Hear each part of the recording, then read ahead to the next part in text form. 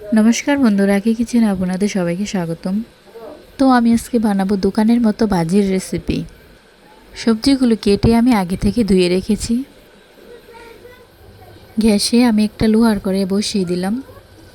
আমি এখানে জল দিয়ে দেব সবজিগুলো সিদ্ধ করার জন্য।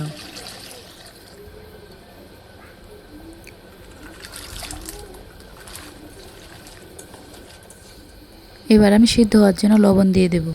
এবার আমি ঢাকনা দিয়ে ঢেকে দেব। সবজিগুলো সিদ্ধ হয়ে গেছে, এবার আমি নামিয়ে নেব।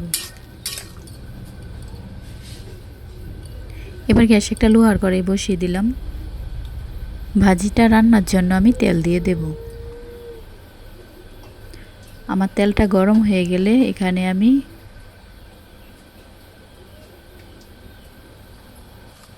শুকনো মরিচগুলো তেলে দিয়ে দেব।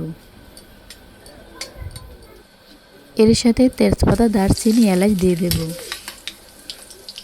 থেতো করা রসুন দিয়ে দেব। ভালো করে নেড়ে চেড়ে নেব।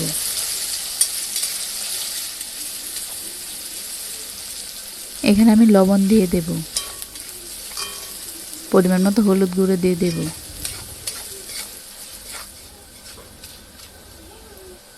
আগে থেকে সেদ্ধ করা সবজিগুলো দিয়ে দেব।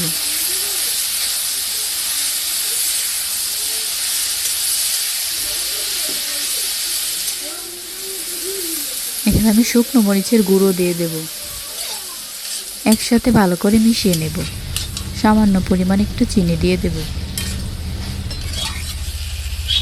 সামান্য পরিমাণ একটু জিরের গুঁড়ো দিয়ে দেব। আগে থেকে সিদ্ধ করা মটর ডালগুলো দিয়ে দেব। একসাথে ভালো করে নেড়ে চেড়ে নেব। আমার সব কিছু মেশানো হয়ে গেলে এবার আমি জল দিয়ে দেব।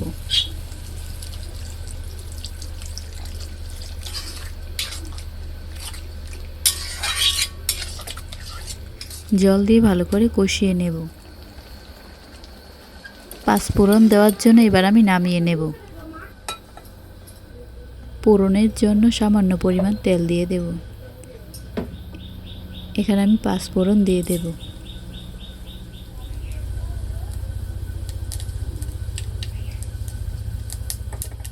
ফোড়নটা হয়ে গেলে এবার আমি ভাজির মধ্যে ঢেলে দেব।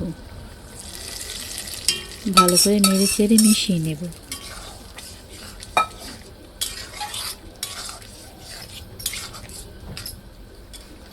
দেখুন, দোকানের মতো ভাজি আমি বাড়িতেই করে নিয়েছি।